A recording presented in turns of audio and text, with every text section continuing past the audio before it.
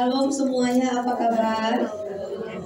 Senang sekali lagi bisa berada di sini. Terima kasih sudah mengundang saya. Oke, hari ini judul khotbah saya adalah If My People, seandainya umatku. Oke, ini adalah khotbah tentang solusi terhadap setiap masalah kehidupan. Oke, ya, jadi bisa katakan ke sampingmu, masalahmu pasti selesai. Oke, banyak dari kita menghadapi berbagai tantangan dan masalah kehidupan, iya atau tidak? Iya ya. Dan setiap orang pasti memiliki masalah yang berbeda-beda. Setuju? Setuju ya, ada yang memiliki lebih banyak masalah, ada yang memiliki lebih sedikit masalah. Oke, ya. Ada yang masalahnya besar, oke. Ada juga masalahnya berbeda-beda, betul ya? Oke. Tetapi poinnya begini deh. Setiap orang pasti memiliki masalah. Setuju atau tidak? Setuju ya? Oke. Jadi hari ini saya mau membahas secara dalam cukup satu ayat. Oke? Cukup satu ayat jikalau saudara benar-benar belajar ayat ini dengan secara seksama, teliti dan dipakai sesuai dengan konteksnya, apapun masalah saudara akan keluar dari itu. Amin.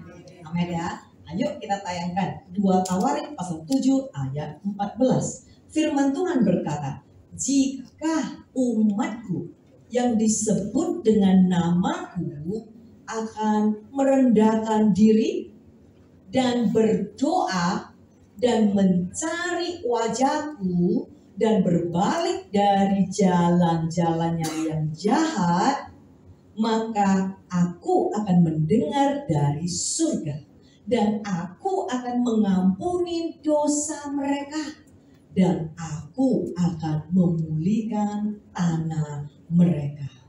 Wow, kebanyakan di antara kita sewaktu kita baca firman ini, fokus kita langsung ada di mana sih? Langsung ada di sini. Maka Tuhan akan mendengar dari surga. Amin. Amin ya. Apalagi maka Tuhan akan mengampuni dosa kita. Amin. Amin ya. Dan memulihkan tanah mereka. Oke, amin ya.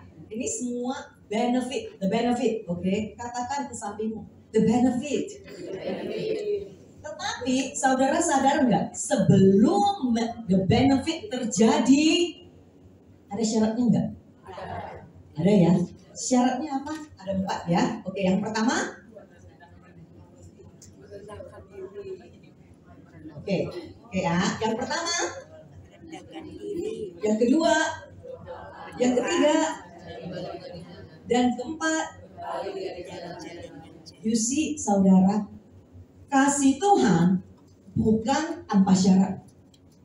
Banyak sekali orang latah. Oh, God's love is unconditional. God's blessing is unconditional. Betul? Itu yang sering kalian dengar, betul? Setuju atau tidak? Itu yang sering saudara-saudara dengar minggu demi minggu. God's love is unconditional. God's blessing is unconditional. Setuju? Setuju ya? Buktinya di mana? Bersyarat? Bersyarat ya? Jadi jangan latah saudara. Suatu saudara mendengar orang berkata, God's love and blessing is unconditional. Saudara tahu ada syarat. Apa sih artinya, saudara? Ada bagian kita, ada bagian Tuhan. Amin. Nah, kalau kita mau hidup kita adalah hidup yang sewaktu kita berdoa, Tuhan akan mendengar kita dari surga.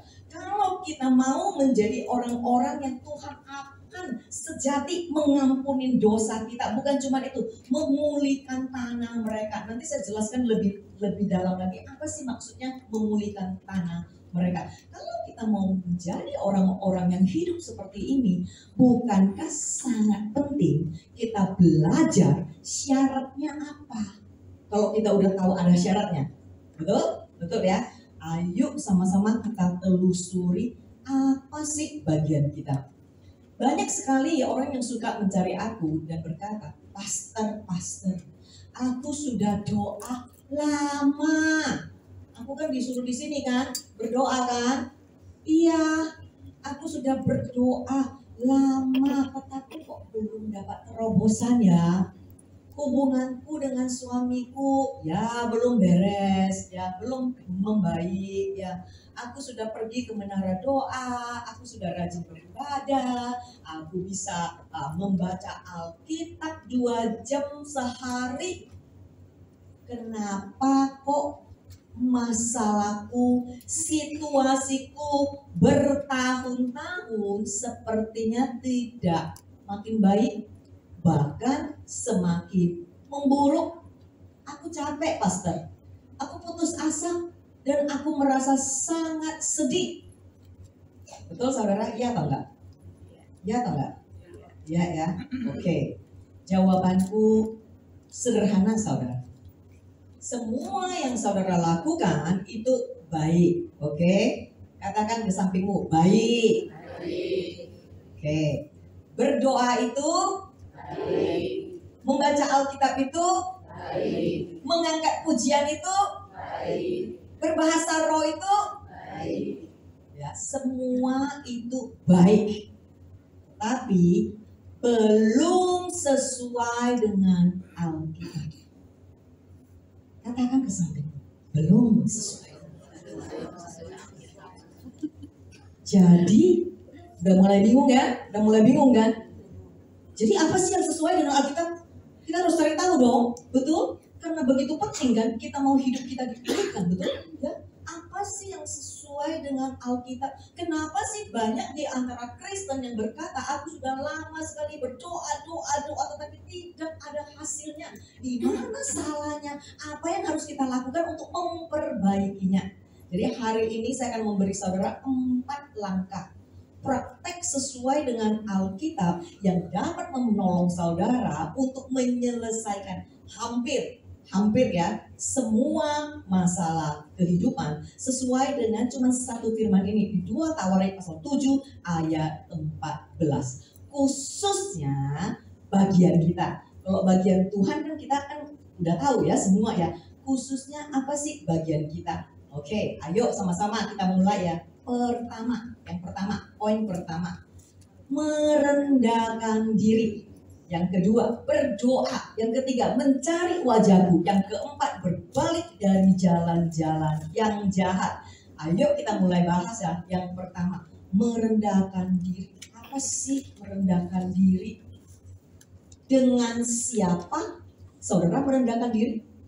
Kepada siapa saudara merendahkan diri? Merendahkan diri itu seperti apa sih? Kita tidak mau pakai konsep pemikiran atau pengajaran manusia ya. Kita harus cari tahu pastinya apa sih merendahkan diri. Apakah kalau aku itu kelihatan sombong? Kan ada kan orang yang mukanya memang udah nggak ngapa-ngapain juga kelihatan sombong kan? Ada kan? Dilahirkan memang begitu, ada kan? Kasihan loh. Saudara ketawa tapi kasihan loh, ini orang sebetulnya nggak sombong tapi mukanya memang udah dilahirkan begini. Ya.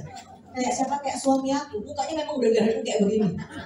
Dia selalu ngomong, I cannot change my face, this is how I look. Saya nggak bisa rubah loh, ini mukanya memang aku dilahirkan mukanya seperti itu.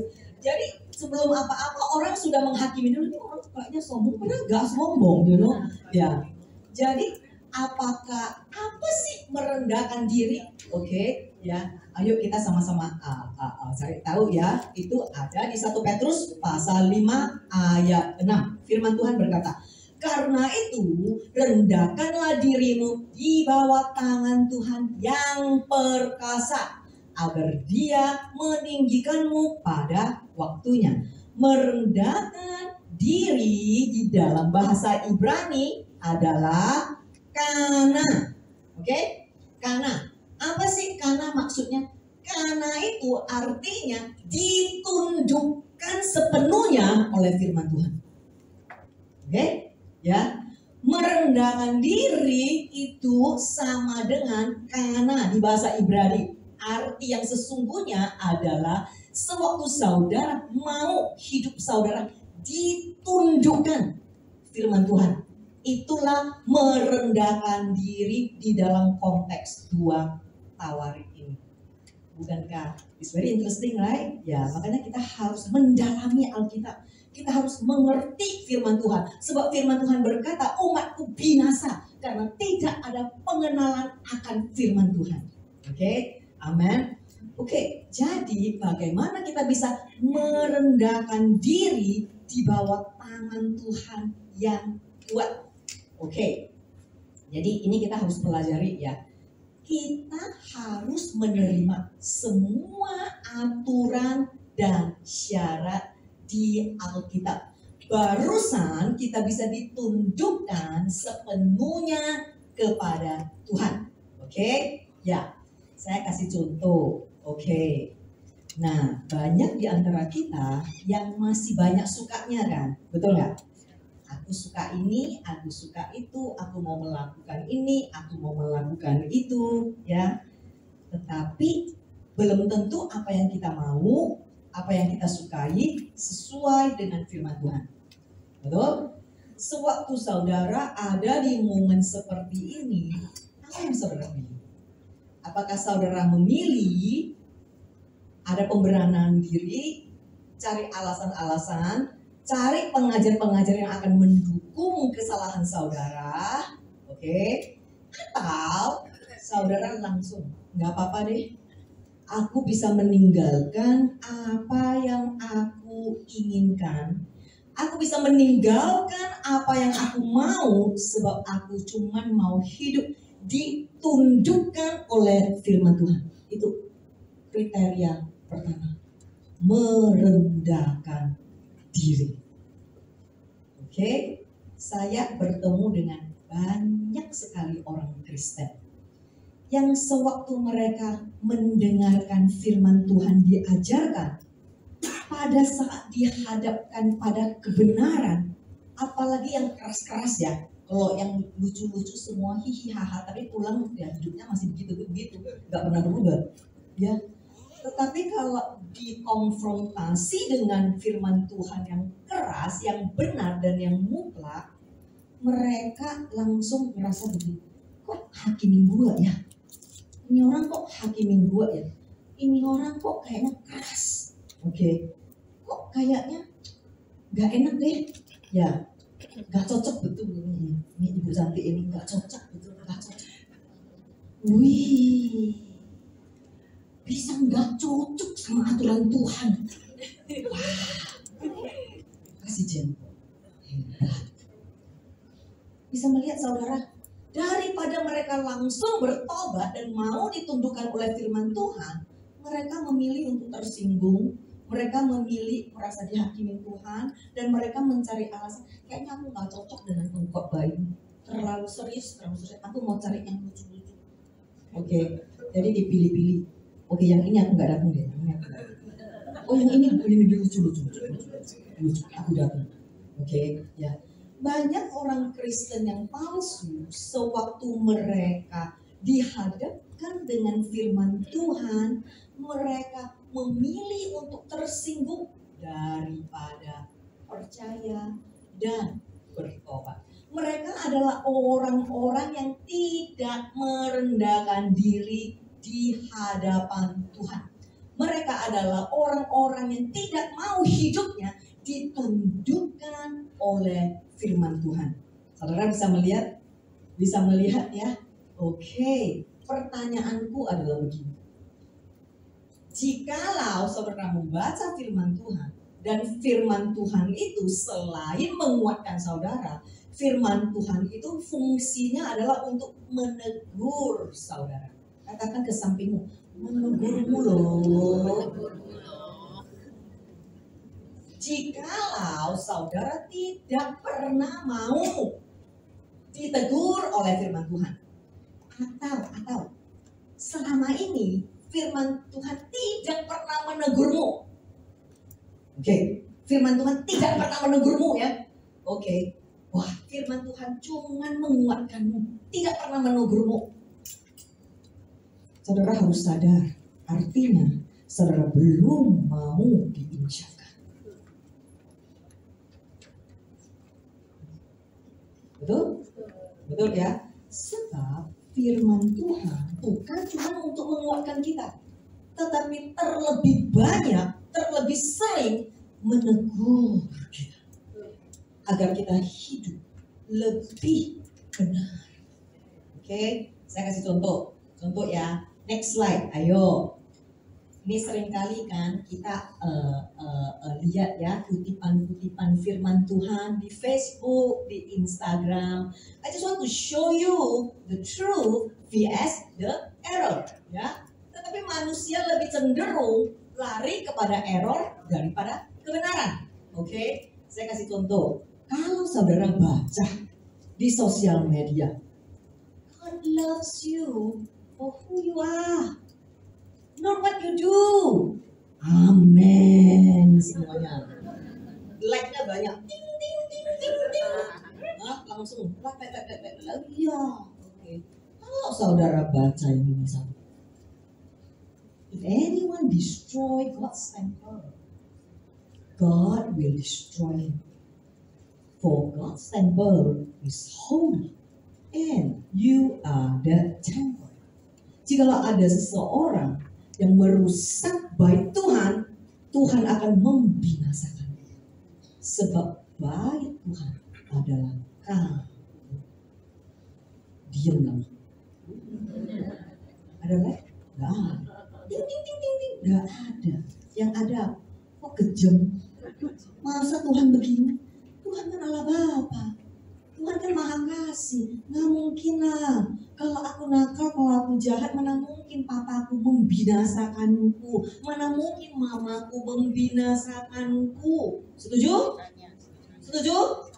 Lihatlah. Bahkan kita tidak mau ditundukkan oleh firman Tuhan. Kita menurunkan Tuhan sederajat dengan kita sebagai orang tua. Bisa melihat? Ini ada loh. 1 Korintus pasal 3 ayat 17. Ini kebenaran firman Tuhan. This is the truth. Tetapi manusia tidak mau the truth. Manusia maunya yang error. Mana firmannya? Mana? Ada? Ada nggak? Ada nggak? Tetapi menurut saudara, inilah kebenaran. Bukankah itu? Ayo kita jujur. Benar atau tidak? Menurut kebanyakan Kristen, ini kebenaran. God is love. How can he destroy me? I am his princess. How can my heavenly Father destroy his princess? Bagaimana mungkin Allah Bapa bisa membinasakanku? Aku kan anak kesayangannya. Aku kan putri kesayangannya. Mana ada Bapak yang sekejam itu? Karena kalau aku jadi papa mama, anakku nakal, ya udahlah. Mana mungkin aku masukin dia, lemparin dia di lautan api dan membinasakannya. Bukankah selama itu yang kita tanamkan ke diri kita sendiri atau ditanamkan orang lain? Tetapi bukankah itu adalah error? Saudara bisa melihat kebenarannya apa sih? Kebenarannya janji Tuhan adalah if you destroy God's temple, I will destroy you. Saudara bisa melihat, masih mau berkata God's love is unconditional. God's love is very, very, very conditional. Pengorbanannya tanpa syarat. Karena kita memerlukan pengorbanan seperti ini, karena kita tidak bisa menyelamatkan diri kita sendiri. Pengorbanannya tidak bersyarat. Tapi jika saudara mau ada di dalam kasihnya, saudara mau terus-menerus menikmati hadirat, hubungan, persahabatannya, itu ada syarat. So, saya berharap mulai hari ini kalian tidak lagi latah dan selalu mengaku-ngaku God's love is unconditional. No, God's sacrifice of the cross is unconditional. But His love is very, very, very conditional. Amen. Oke, ayo ya, kita lanjut ya. Setiap kali kita bicara tentang merendahkan hati, oke, kita cenderung melihat ini, apa sih rendah hati? Seperti yang sudah saya katakan tadi, rendah hati artinya nggak kelihatan sombong, oke? Rendah hati, oke? Terus saya sapa-sapa sama orang, oke? Itu rendah hati, ya, oke? Jadi setiap kali ya kita memikirkan, oke? Rendah hati itu seperti ini, oke? Tapi saudara tahu, rendah hati ada dua macam. First is your vertical, kerendahan hatimu secara vertikal. Jikalau saudara tidak memperbaiki kerendahan hatimu secara vertikal, kerendahan hatimu secara horizontal semata dibuat-buat, semata praktek agamawi, semata praktek kemunafikan, ataupun semata-mata karena ada personal agenda atau motif. Bisa melihat saudara? Dan jikalau engkau tidak memiliki vertical humility terhadap Tuhan, horizontal humility ini tidak akan pernah beres. Makanya kenapa suami istri berantem selalu. Kenapa keluarga berantem selalu. Kenapa orang tua anak berantem selalu. Kenapa di pelayanan berantem selalu. Sebab vertical humility belum diperbaiki.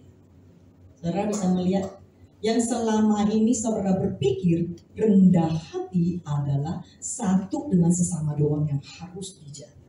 Tetapi rendah hati yang sesungguhnya yang harus dibereskan is your vertical humility. Oke? Kerendahan hati secara horizontal sesama manusia. Tetapi kerendahan hati secara vertikal adalah manusia dengan Tuhan. Sebelum engkau memperbaiki kerendahan hatimu di hadapan Tuhan, semua yang engkau lakukan merendahkan diri di hadapan teman-temanmu cuma sekedar praktek agamawi yang munafik yang pasti engkau ada maunya. Setuju atau tidak? Maaf agak kasar pasti, tapi inilah kenyamanan. Betul nggak? Pasti kalau orang itu tidak menjaga kerendahan hatinya dia dengan Tuhan, tetapi bersamamu sangat rendah hati, pasti dia ada maunya. Katakan ke sampingmu, jangan dibohong ya, pasti ada maunya. Oke, ya. Jadi saudara, pastikan vertical humility-mu benar. Di mana-mana engkau akan akur sama orang lain. Ada orang yang begini, dimanapun ribut, di rumah ribut, di tempat kerja ribut, di gereja ribut, di pelayanan ribut, sama anak ribut, sama siapapun ribut. Oke, tetapi nanti curhatnya, kenapa kok aku digituin terus? Kenapa kok ini beginiin aku, itu beginiin aku, ini beginiin aku, itu beginiin aku. Ya kan? Ya kan saudara? Pernah melihat orang-orang seperti ini? Tapi puji Tuhan bukan saudara, orang ya tetangga. Hah? Iya yang di luar, ya. Itu kenapa? Karena vertical humility-nya belum beres. Oke. Nah, kebalikan dari kerendahan hati adalah kesombongan. Oke. Apa sih kesombongan? Kesombongan terhadap Tuhan. Oke. Ya, Alkitab apa sih kesombongan terhadap Tuhan? Saya kasih contoh ya. Alkitab berkata jelas-jelas, jangan khawatir. 365 kali diulang dari perjanjian lama sampai perjanjian baru yang cukup kita pakai tiap hari, kita bisa setahun loh, nggak usah ngulang-ngulang ayatnya. Oke. Tetapi apa yang manusia lakukan sewaktu mereka membuka mata mereka? Apa yang mereka lakukan? Kok diem? Apa yang mereka lakukan? Khawatir kan? Cuma 2 yang khawatir ya? Atau cuma 2 yang jujur? Hah? Apa sih maksudnya? Tidak ada kerendahan hati di hadapan Tuhan. Firman Tuhan berkata, janganlah kamu khawatir. Itu firman Tuhan atau bukan? Bukan ya? Ya. Manusia begitu buka mata, hal pertama yang mereka lakukan adalah udah lebih banyak yang jujur. Khawatir, betul? Betul? Khawatir nggak? Ada yang bahkan bilang begitu, Pastor, kalau nggak khawatir, nggak hidup dong. Bisa melihat cara manusia yang tidak mau ditundukkan oleh firman Tuhan. Kalau bagi yang mau ditundukkan oleh firman Tuhan, mereka akan berkata, masalah nggak apa-apa. Tuhan berkata, jangan khawatir, maka aku tidak akan khawatir. Bisa melihat hidup yang ditundukkan oleh Tuhan. Dokter bilang suamiku kapan dia bisa mati, ini kenyataan. Tetapi hidupku ditundukkan oleh firman Tuhan, makanya nggak khawatir. Kalau nggak khawatir bisa awet muda. Jangan cuma amin doang, yang harus dilakukan. Baru ada hasilnya. Oke, ya. Aku punya anak spesial. Kalau jadi orang lain, kenapa Tuhan? Kenapa Tuhan? Kenapa Tuhan? Nanti ini masa depannya gimana Tuhan? Nanti ini gimana? Nanti itu gimana? Khawatir, betul? Ada masalah? Ada? Khawatir? Iya. Aku memilih hidupku ditundukkan oleh firman Tuhan. No, I'm not going to worry. Bisa melihat? Bisa melihat ya? Jadi kalau banyak sekali orang yang tanya saya, Pastor, you pakai produk apa? Banyak sekali aku mana-mana aku ditanyain, you punya BB cream apa? You punya bedak apa? You punya krim, you punya serum apa? You pergi ke dermatologis apa? Oke. 2 tawari. Oke. Itu rahasianya. Oke. Amin. Ayo beri tepuk tangan kepada Tuhan. Oke. Alkitab berkata, jangan takut, jangan cemas. Apa yang kita lakukan? Apakah kita izinkan hidup kita ditundukkan oleh firman Tuhan? Alkitab berkata, kalau terima porsimu. Kalau engkau dapat anak yang spesial, terima. Terima enggak? Oke, apalagi saudara?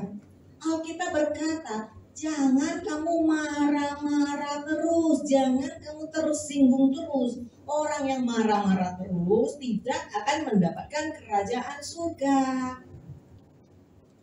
Itu ada loh di dalam ya. Nanti bisa pulang PR, oke? Ya. Oh, kenapa nggak bisa marah? Itu orang menjengkelkan, makanya aku marah.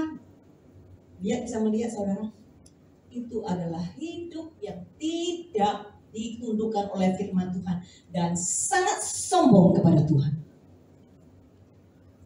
Tuhan berkata, jangan khawatir. Sewaktu kita khawatir, saudara sadar nggak apa yang sedang saudara lakukan? Artinya, saudara berkata kepada Tuhan, I don't think I can trust you. Hello? It's very simple. Nggak perlu teologi loh. Nggak perlu masuk master teologi untuk ngerti yang satu ini. Tuhan berkata, jangan kamu khawatir, aku pasti akan menjagamu. Kita khawatir terus. Sama dengan apa? Sama dengan you are telling God, I don't think I can trust you. Saudara sadar nggak? It's very simple. Makanya firman Tuhan berkata, begitu sederhana. Anak kecil aja ngerti. Anak kecil aja ngerti loh. Tapi kok kita nggak ngerti ya saudara ya? Hah? Saudara, ketidaktaatan sama dengan pemberontak. Betul? Ayo sama-sama kita lihat next slide. 1 Samuel pasal 15 ayat 23. Oke, ada yang berkata, Pastor, aku tidak penyembah berhala lah. Aku kan penyembah Kristus, mana mungkin aku penyembah berhala. Saudara, kebenaran firman Tuhan adalah sebab pemberontakan. Apa sih pemberontakan? Orang-orang yang berontak terhadap firman Tuhan. Tuhan berkata, jangan takut. Kerjanya. Tuhan berkata, jangan khawatir terus. Tuhan berkata, jangan stres terus. Tuhan berkata, jangan berantem terus. Tuhan berkata, jangan marah-marah terus. Tuhan berkata, mengampuni, gak mau mengampuni. Oke, aku pernah konseling sama seorang istri di rumah sakit. Di rumah sakit ya, dianya yang sakit, suaminya menjaga dia. Kepahitan sama suaminya. Aku berkata, mana tahu kamu dibawa pulang Tuhan. Bagusan yuk mengampuni dulu. Aku sudah memilih dengan tegas. Sampai mati pun aku tidak akan mengampuni orang ini.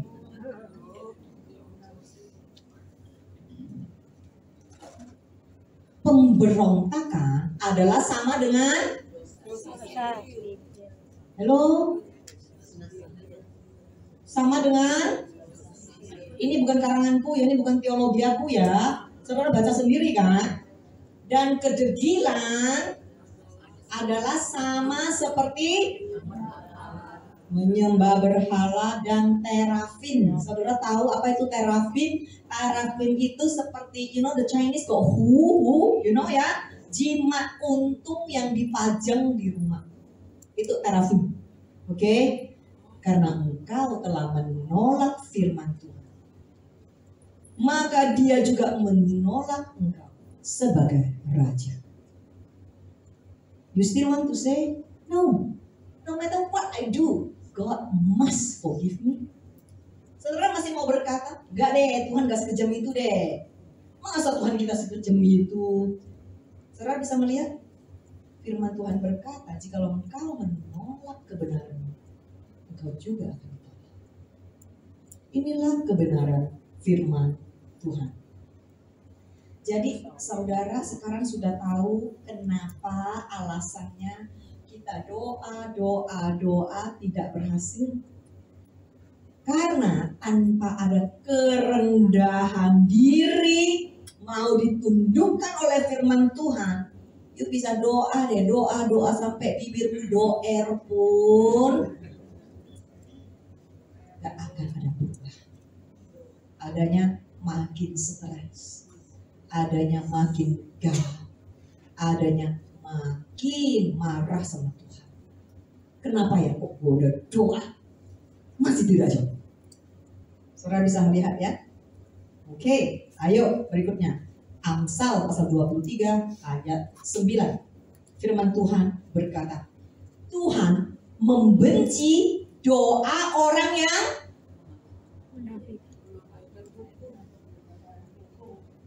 Tuhan membenci. Halo? You think God is all about love? He hates too. Apa yang dia benci? Yang paling benci mendengar doa orang yang mengabaikan hukum. Apa sih hukum, saudara? Hukum bukan hukum para Farisi, ya, bukan. Apa sih hukum? Hukum adalah semua yang tercatat di Alkitab yang harus kita taatin. Bukan cuma sekedar 10 hukum Taurat, tetapi di perjanjian baru ada lebih dari 1000 hukum Tuhan. Contoh, saya kasih contoh, apa sih hukum Tuhan? Tuhan berkata, jika engkau tidak mengampuni orang lain, maka aku juga tidak akan mengampunimu. Itu hukum. Oke? Ya. Jika Tuhan berkata, janganlah engkau khawatir, itu juga hukum. Oke? Janganlah engkau berzina, itu juga hukum. Nah, lebih dari 1000 hukum. Jadi siapa yang begitu bodoh berkata kita tidak lagi di naungan hukum, kita di naungan kasih karunia. Jelas-jelas firman Tuhan berkata, dia sangat benci. Serius kan? Serius kan? Katakan ke sampingmu, ngeri loh. Yang samping balikin. Benci loh. Saudara bisa melihat ya sekarang ya. Oke, ayo next slide. Yakobus pasal 4 ayat 6. Oke. Tetapi kasih karunia yang lebih dianugerahkannya kepada kita. Karena itu ia katakan, Tuhan menentang orang-orang yang sombong. Oke, ya. Tadi dikatakan ya, tidak ada kerendahan hati sama dengan kesombongan kan? Betul? Di sini dikatakan Tuhan menentang orang-orang yang sombong. Artinya apa sih? Ini loh saudara ilustrasinya. This is what God will do to you. Don't stay here. Sebab doamu sangat benci. Ini kebenaran firman Tuhan kan? Ini bukan karanganku loh saudara. Ini bukan teologi aku. Aku cuman sebagai donkey, you know donkey? Donkey ya, keledai. Keledai membawa Yesus yaitu firman Tuhan masuk ke Yerusalem. Aku cuma pengantar firman. Aku bukan pengantar lelucon. Sorry kalau mau lelucon ke komedian. I'm not comedian, I'm pendeta, oke? Tetapi mengasihi orang yang rendah hati, oke? Amin. Jadi hanya orang yang rendah hati yang mau dibentuk, yang mau ditunjuk oleh firman Tuhan. Mereka adalah orang-orang yang akan diberkati sesungguhnya. Amin. Amin ya. Oke, ayo lanjut yang nomor 2. Berdoa. Bagaimana seharusnya kita berdoa? Oke, ya. Gimana dong? Kalau tadi ya doa tapi nggak ada hasilnya ya. Jadi doa yang benar itu seperti apa? Gimana cara kita bisa berdoa? Ya, saudara. Kesalahan terbesar dari orang Kristen adalah begini. Ini, saudara pernah dengar istilah ini push? Pray until something happen. Ya, setuju? Setuju nggak? Ini udah nggak berani setuju lagi. Setengah setuju, setengah. Bagusan aku diam deh daripada aku jawab salah. Oke. Ya. Saudara sering kan dengar kan istilah push. Ada KKR push. Ada KKR doa push. Pokoknya semua di push gitu. Oke, ya. Push itu pray until something happen. Oke. Jadi kayaknya begini. Oke, ya. Kayak begini, ratakan gunung, oke, ya, pokoknya semua push, oke. Ibaratnya, kiranya Tuhan itu kita siapa bisa dipush begitu? Saudara, do you know, bahkan ini nggak ada di Alkitab. Pernah nggak Tuhan ngajar kita, you push me until something happen? Itu cara mau berdoa, ada nggak? Halo? Ada? Gak ada ya? Cara doa yang Tuhan ajarin ke kita apa sih? Doa Bapa kami, halo. Karena itu berdoalah demikian, Bapa kami yang ada di surga, kudus adalah namamu. Datanglah kerajaanmu, jadilah kehendakmu di bumi sama seperti di surga. Berikanlah kepada kami hari ini makanan kami yang secukupnya kan? Ekstra-ekstranya ada. Jadi kenapa doanya deklarasi suatu perpuluhan, sekolah yang terbaik milik anakku, kontrak terbesar harus aku dapatin, semua yang tergede, terbesar, termegah akan terjadi di hadapan. Di mana kita belajar doa semacam ini? Halo? Bisa melihat konsep manusia, keserahan manusia dengan kebenaran firman Tuhan? Firman Tuhan berkata apa? Berikanlah kepada aku makananku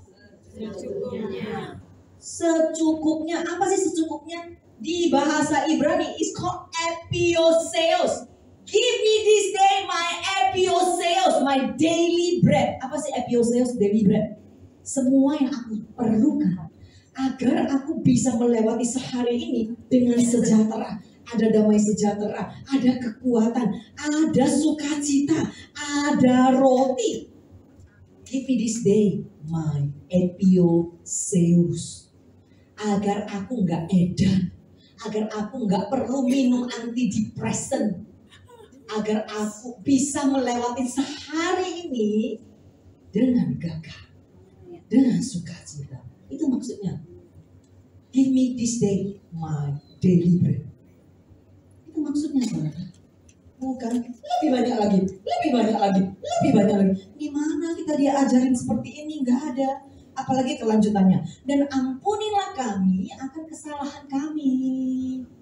Karena setiap hari kita berbuat dosa, kan, betul? Kita perlu pengampunan Tuhan agar kita menjadi lebih baik lagi. Oke? Apalagi kelanjutannya. Sama seperti kita mengampuni orang yang bersalah kepada kami. Karena setiap hari kita ada di muka bumi ini, kita disakitin orang.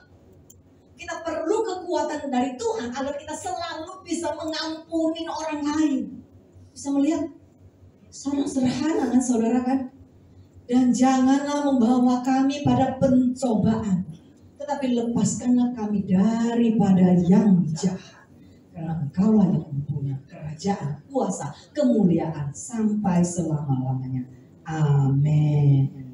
Saudara lihat model doa seperti ini, ada nggak berkata seperti ini?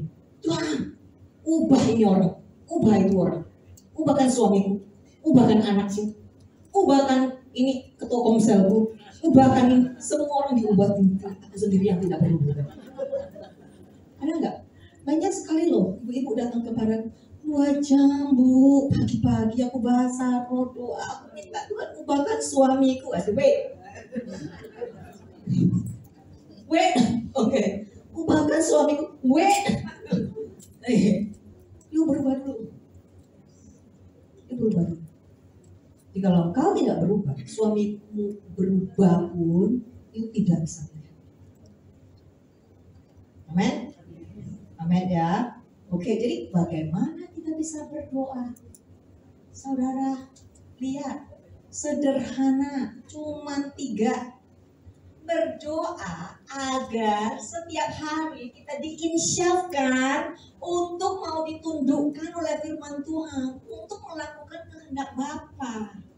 Tiap pagi doamu jangan minta ini, minta itu, minta ini, minta itu. Mintalah Tuhan, biar hari ini aku mau nunduk kepada firman. Semua masalah beres. Apalagi yang engkau harus doa? Berdoa agar kita selalu bersedia mengampuni orang, karena disakitin itu sakit banget, dikhianatin itu sakit banget, dicuri duit kita itu sakit banget. Setuju kan? Yes. Makanya kita perlu kekuatan Tuhan. Kita tidak bisa memakai kekuatan diri kita sendiri. Tuhan, aku tidak sanggup mengampuni ini orang, tetapi aku mau, tolong aku. Pasti engkau sanggup mengampuni. Pasti sanggup. Oke? Apalagi berdoa agar Tuhan memberi apa yang kita butuhkan, roti kehidupan untuk melewati hari ini, agar kita dipenuhi, dicukupi dalam segala hal, baik secara rohani ataupun jasmani. Saudara pernah dengar orang Kristen berkata seperti ini, aku rasanya kering, gak semangat, mau pelayanan gak semangat, mau doa gak bisa, rasanya kering. Ada musim kemarau, macam dompet kemarau, rohani juga kemarau. Oke, engkau butuh roti kehidupan agar setiap hari ada sukacita. Amin. Mau awet muda, mau mukanya glowing, ini obatnya. Amin. Amin. Ya, bukan ke operasi ya. Oke. Ya, ini obatnya, saudara. Beri aku sukacita. Aku udah lemah, aku udah gak punya kekuatan. Beri aku sukacita, sebab sukacita Tuhan adalah kekuatan. Agar aku bisa melangkah ke depan.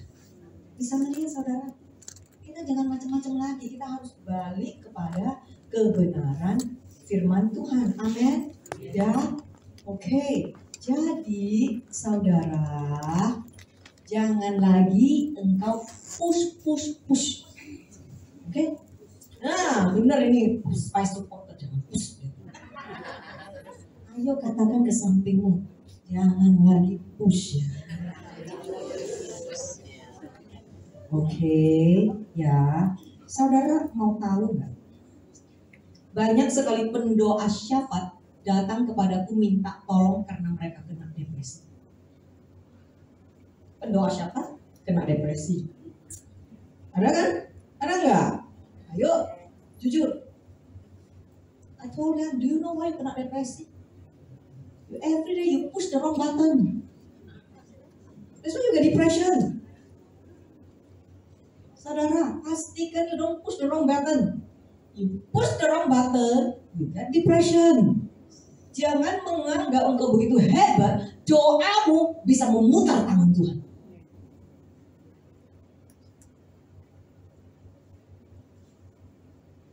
Apa yang harus kita lakukan sewaktu kita doa? Tuhan, ubahlah aku. Murnikan hatiku. Insafkan hatiku. Agar aku mau merendahkan diri di hadapan. Setelah itu doamu akan efektif. You see? Oke, ayo kita lanjut ya. Yang ketiga, carilah wajahnya. Apa sih maksudnya carilah wajahnya? Seek my face. Kata Ibrani untuk cari wajah. Oke, ini adanya di Perjanjian Lama ya. Diterjemahkan sebagai mencari hadirat Tuhan. Oke, ya. Jadi sebenarnya sewaktu dikatakan carilah wajahnya sama dengan carilah hadirat Tuhan. Oke, next slide. Enggak di sini dulu. Mazmur pasal 105 ayat 4. Carilah Tuhan dan kekuatannya. Carilah wajahnya selalu. Oke. Kita harus selalu mencari hadirat Tuhan. Bukan berarti kita jauh dari Tuhan, tapi kadang-kala kita bisa lupa.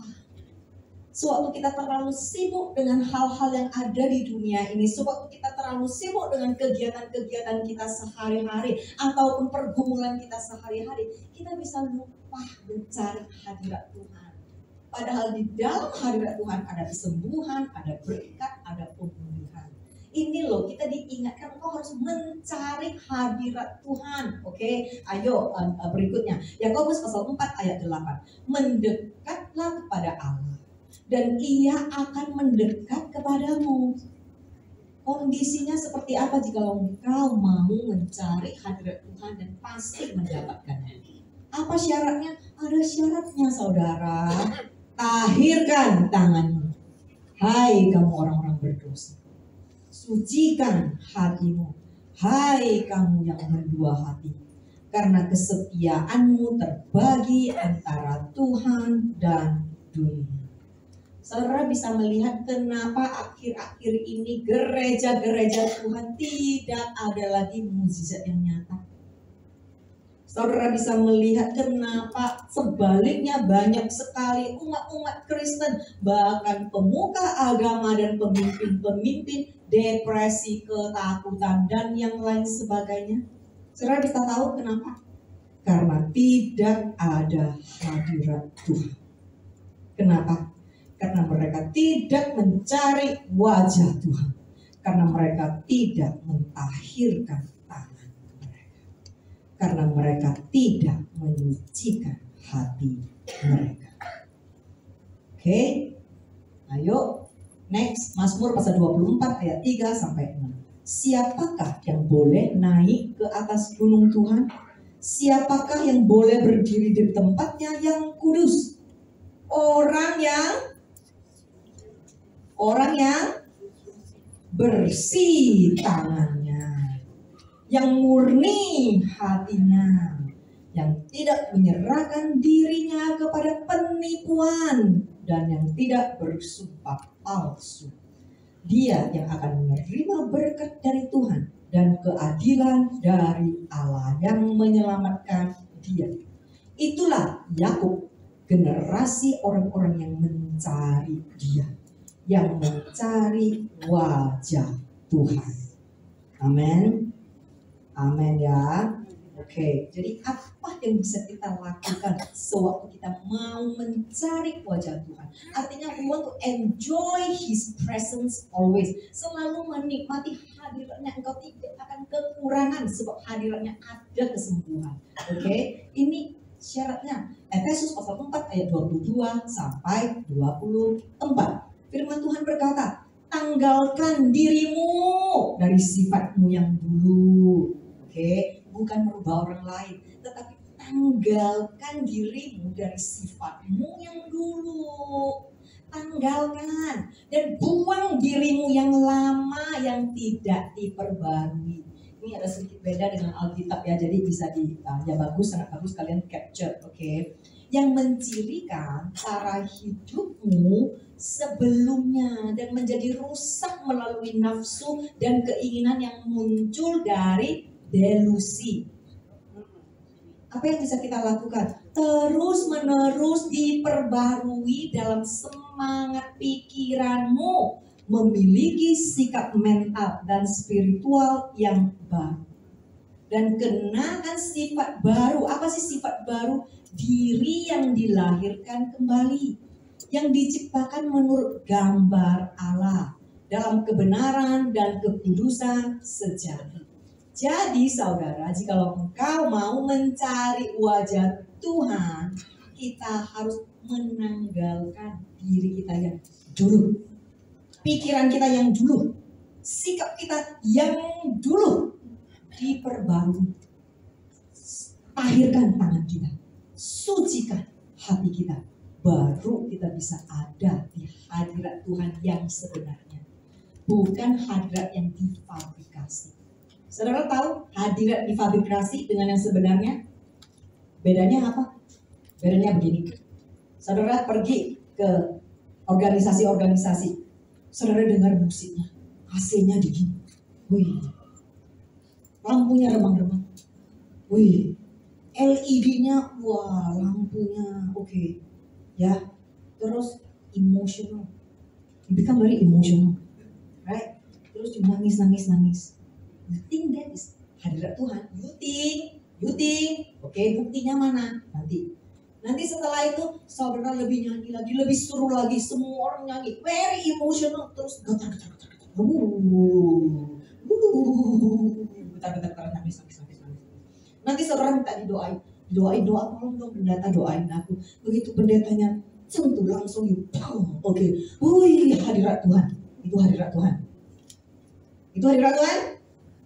Iya atau tidak? Belum tentu. Mungkin iya, mungkin tidak. Ya, ketahuannya di mana?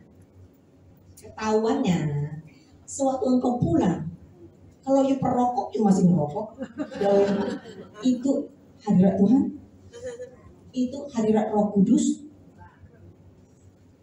Mungkin hadirat roh ya, tapi roh perokok. Kalau engkau berzina, setelah itu you pulang, you masih tetap berzina, engkau diurapin Roh Kudus, ya, belum? Roh genit kali, roh juga, tapi roh genit. Saudara, belajar mencari kebenaran. Jangan cuma tergiur dengan emosional. Manusia adalah makhluk yang suka tergiur dengan emosional. Begitu lagunya begitu enak, langsung nangis. Wih, hari ini hadirat Tuhannya kenceng. Emang bisa hadirat Tuhan kenceng atau enggak? Halo? Emang kayak volume bisa dikencengin, bisa dikecilin? Saudara sadar enggak? Selama ini kebodohan dan kebutaan Kristen. Emang kayak radio bisa hari ini hadirat Tuhan kenceng karena musik doang, karena asik, karena suasananya mantap, oke. Ya, oke. Apa yang terjadi, saudara? Mencari wajah Tuhan, oke, adalah, next slide please. Mencari wajah Tuhan ada di sini. Roma pasal 12 ayat 2. Jangan meniru perilaku dan kebiasaan dunia ini, tetapi biarkan Tuhan mengubah caramu berpikir. Oke, ya, apalagi menjadi manusia yang baru. Kemudian kamu akan belajar mengetahui kehendak Tuhan bagimu, apa yang baik dan berkenan dan yang sempurna. Kata ini ya, kata transform ini, oke, but let God transform you. Kata mengubah, tapi biarkan Tuhan mengubah. Mengubah ini di bahasa aslinya adalah metamorfote. Oke, apa sih metamorfote? Sama kata-kata yang muncul sewaktu Tuhan Yesus membawa Petrus, Yakobus, Yohanes naik ke Gunung Tabor. Oke, masih ingat cerita itu? Apa yang terjadi? Di situ Alkitab mencatat rubah Yesus berubah, transform, metamorfote, pakaiannya, jubahnya menjadi penuh dengan kemuliaan. Artinya apa sih? Kalau engkau berkata engkau Kristen, hidupmu harus berubah. Kalau enggak, engkau sekedar Kristen palsu. Dan perubahan itu harus terbukti, harus bisa dilihat. Metamorfote. Sama seperti Yesus. Kelihatan. Mukanya jadi bersinar, bercahaya. Bajunya putih, mengkilat. Artinya perubahanmu harus nyata sampai bisa dilihat orang. Saudara bisa melihat? Metamorfote harus terjadi jika engkau mau mencari wajah Tuhan, mau terus menikmati hadirat Tuhan. Sederhana saudara? Oke, masuk ke nomor 4. Berbalik dari jalan-jalan yang jahat. Kisah Para Rasul pasal 3 ayat 19. Jadi bertobatlah. Ubah caramu berpikir dan tujuan hidupmu. Berbaliklah dan kembali kepada Tuhan agar dosa-dosamu dapat dihapuskan, dapat dibersihkan, agar waktu penyegaran, pemulihan yang datang dari ibaratnya udara yang panas berubah menjadi segar yang datang dari hadirat Tuhan.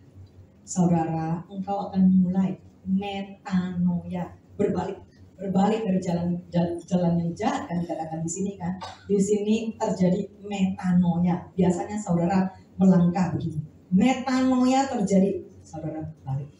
Tidak lagi berjalan seperti dulu. Tidak lagi berpikir seperti dulu. This is called bertobat, metanoia. Oke, jadi 4 hal yang harus berubah. Pikiranmu harus dirubah. Hatimu harus dirubah, bibirmu harus dirubah, tanganmu harus menjadi bersih. Ayo sama-sama lanjutkan Matius pasal 3 ayat 8. Jadi hasilkan buah yang konsisten. Next slide please. Jadi hasilkan buah yang konsisten dengan pertobatan, menunjukkan perilaku baru yang membuktikan perubahan hati dan keputusan sadar untuk berpaling dari dosa. Apa yang terjadi setelah saudara melakukan 1, 2, 3, 4 yang tadi dipaparkan? Janji Tuhan kepadamu adalah, maka aku akan mendengarkanmu dari surga.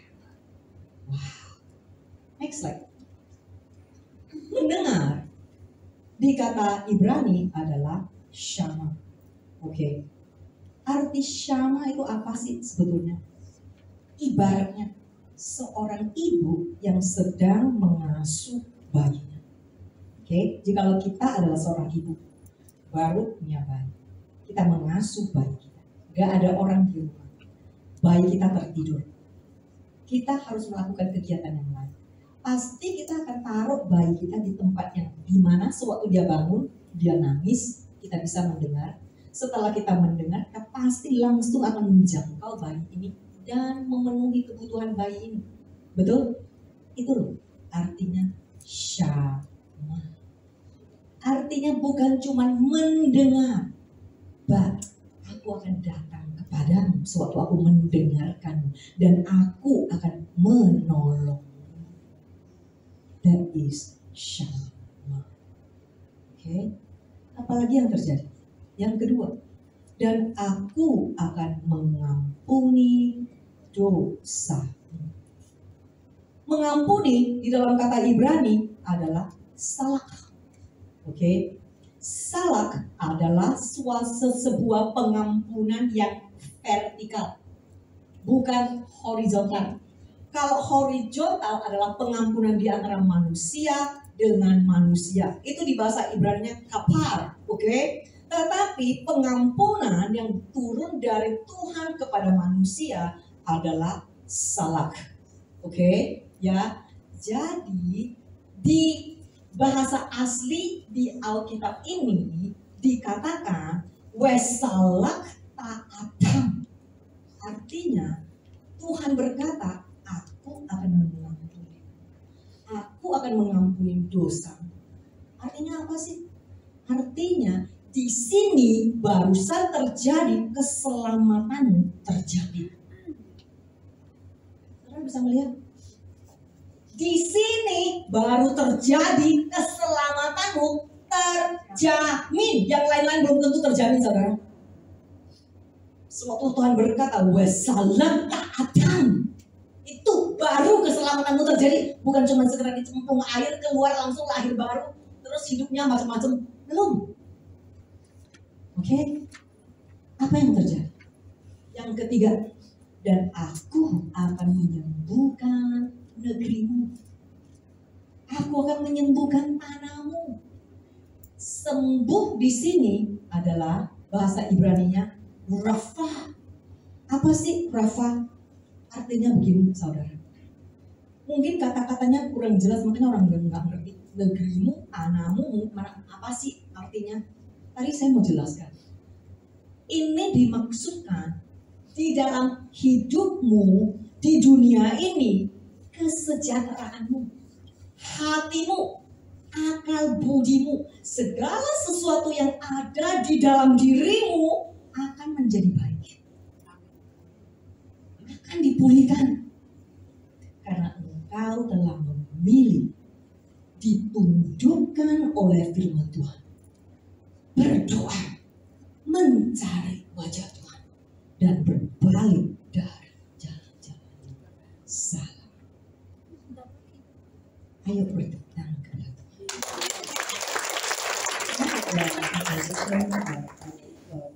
Ayo sama-sama kita berdoa. Bukankah firman Tuhan begitu luar biasa, saudara? Kita harus mengenal firman Tuhan. Sebab di zaman yang sesat ini, banyak sekali penyesatan akan terjadi. Jika engkau tidak mengenal firman Tuhan yang sesungguhnya, hidupmu akan selalu diombang-ambing. Hidupmu tidak akan ada damai yang sebetulnya. Sebab firman Tuhan berkata, umatku binasa karena tidak ada pengenalan akan firman Tuhan. Sebagai seorang gembala dan pendeta, aku memohon kepadamu, baliklah kepada kebenaran firman Tuhan yang satu-satunya akan menyelamatkan, yang satu-satunya akan membuat engkau kuat di hari-hari yang semakin jahat ini. Ayo sama-sama kita berdoa. Terima kasih Tuhan atas firman-Mu yang begitu luar biasa, atas firman-Mu, pengajaran-Mu yang Engkau berikan kepada setiap kami. Tolonglah kami ya Tuhan, insyafkan hati kami, buka mata rohani kami, agar sewaktu kami melihat firman, kami mengerti dan kami mau melakukannya. Iya Tuhan, tolonglah umat-umat pada saat mereka merendahkan hati mereka, pada saat mereka berdoa dan mencari wajah dan berpaling kepada jalan-jalan yang jahat. Biar Engkau sendiri yang mendengarkan doa mereka, biar Engkau sendiri yang menolong mereka, biar Engkau sendiri yang mengampuni dosa mereka. dan biar Engkau sendiri yang memulihkan negeri mereka. Dan di dalam nama Tuhan Yesus yang begitu luar biasa dan dahsyat, sama-sama yang menerima kami katakan amin. Terima kasih.